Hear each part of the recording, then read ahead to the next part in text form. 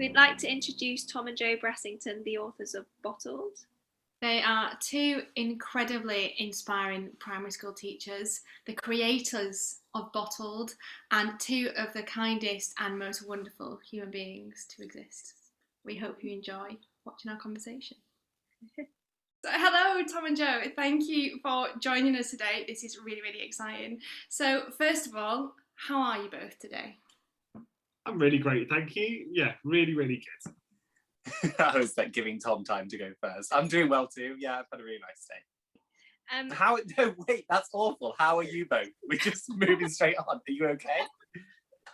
Yeah, no, I'm all good too, thank you. Actually, I feel Ellie and I actually just went for a walk, so that was a very nice way to end the day. So I'm feeling quite refreshed. Yeah, we were going to have a little pre-meeting check-in on Zoom, and we just thought, let's go out to the park because we live really close to each other. Yeah, I'm fine as well. I've got my end of year recital on Thursday, so it's just kind of last minute prep for that at the moment, but it's been a nice day. Thank you. It's all good, all positive stuff. So to those who follow our social medias and haven't seen you before, can you tell us a bit about yourselves? Hi, so I'm Tom Brassington. I'm Joe's brother, and I'm a primary school teacher based in the Midlands, and I helped write Bottled. And I'm Joe Brassington, also a primary school teacher working in the Midlands at the moment. And yeah, Tom and I wrote Bottled together, and I've done the illustrations for it. And what about your current progress? Where are we at the moment? It's kind of a really exciting time at the minute.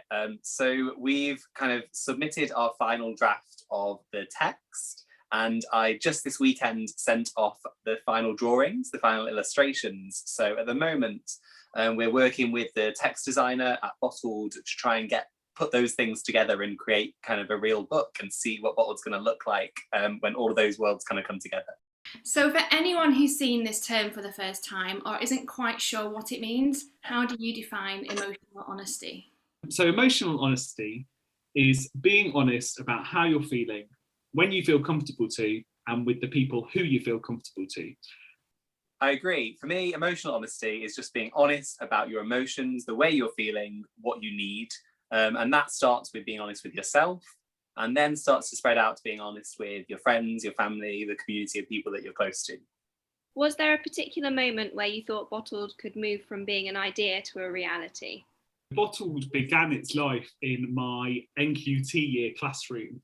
I was really, really struck by the idea that a lot of children bottle up their emotions until they become overwhelming. And the idea that we could maybe stop that process a little earlier by intervening and teaching children the skills, the vocabulary to be able to express those emotions in a clear and confident way was something I was really passionate about. Shared that with Joe, and we had some ideas that morphed over time from a novel to a picture book.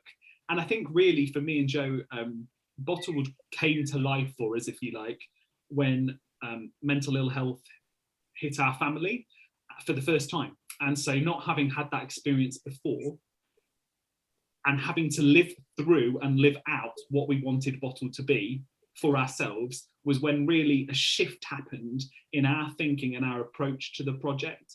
And so therefore I think that when we experienced it firsthand for the first time, we weren't looking at it objectively anymore. We were understanding that actually this does happen to lots of people, and it will happen to children in our classrooms, it will happen to their parents and their family members, and it's really important that they're equipped and we're equipped to help them as well.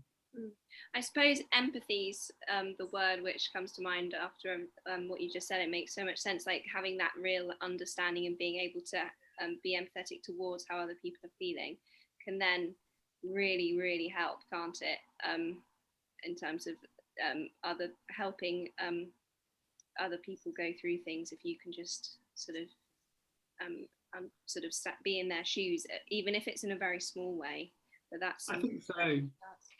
I think for us, mental ill health didn't impact our lives directly until we were in our 20s. And so the idea of empathy with children who, when we've not had that experience, is a really hard concept for us to kind of grasp. And I think what we needed to do was understand how, for a child in a classroom, that empathy that you talk about, it's so powerful. It can really open up conversation, but also open up that compassionate culture in a classroom or within a group of friends that we come to rely on in our adult lives. And children can also start to understand those feelings. That's part of the point, really, isn't it? So that then they can help their friends. I mean, I rely so heavily on my friends. We all do, though. We all do. And children need to be taught the skills to be able to do that in a healthy way. I think that the two things we talked about so far, kind of emotional honesty and empathy, if we imagine them as kind of like a Venn diagram, the real sweet spot is that middle point where you've built a classroom where children are emotionally honest with themselves and with their friends, but they've also built those skills of empathy to learn how to navigate when a friend of theirs is upset or when someone on the playground is angry. When you've built a culture that is based around emotional honesty and empathy, that's really when you start to see progress in the children being able to navigate their way kind of socially through the school environment. I think that's exactly why Bottled is so important, especially the time that we're going through right now. As you say, quite often, until someone in your circle, is affected by mental ill health, it doesn't necessarily cross your radar quite the same.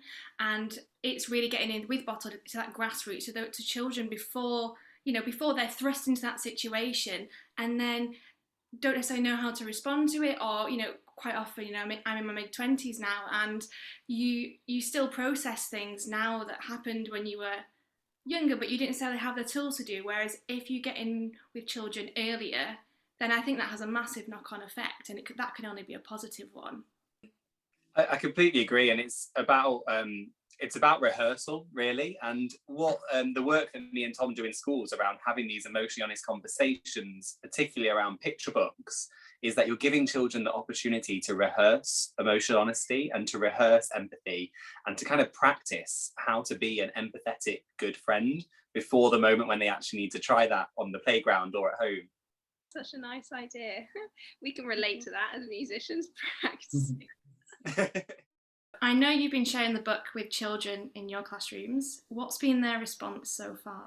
I think for me, what's been really lovely is to see how children do engage in that rehearsal process that Joe's spoken about. We speak quite often about the fact that picture books do build a safe distance between a child and their emotions, and especially when there's a character involved in which they can see the emotion, but it's not them. They can see it from another point of view, from the reader's point of view. And I think what Bottled does kind of is a bit of a challenge to that, in that it actually addresses the reader directly and speaks to their particular emotions. And so I've noticed when working with children that direct approach, it leaves no room for manoeuvre for the child. They've got to kind of engage with the text on a personal level. And when a child does engage with the text in a personal level, what's lovely is that you see that every child in the class is bringing something different to the game. And so every child's experience of emotion and every child's knowledge and skills around emotion are different. But I hope what Bottled does is recognises not only that every feeling is welcome, but that everybody is welcome to feel. And I think that's really, really important. I agree. And I think that sharing Bottled in my classroom just sets the tone for what my classroom is. It sets the tone, and it says to children, this is a space where we recognise we all feel different things. And some of those things are easy to feel, and some of those things are a little bit trickier. But it's a space where we can talk about our emotions and unpick those things and learn together. And actually being honest with children about when sometimes you don't feel good either is really important. And Bottled kind of allows you as a teacher or as an adult to model that emotional honesty to the children and to say, actually, these are a full range of emotions that are all normal for us to feel.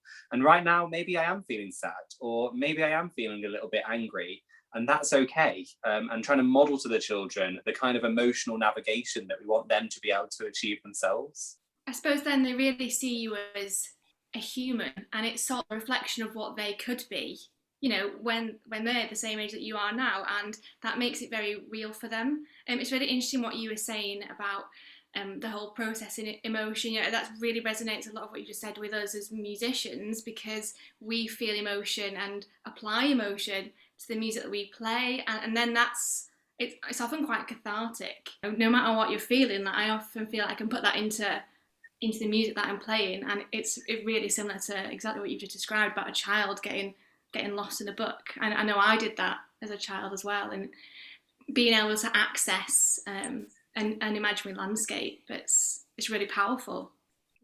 And when we think about music, some of the most beautiful songs that we know, some of our favourite songs, are sad songs, really emotive songs. A lot of people find real connection with songs that are actually quite upsetting. And there's real beauty that can come from these emotions, which are often perceived or painted as negative, but only if we kind of teach people how to navigate those more difficult emotions in a healthy way.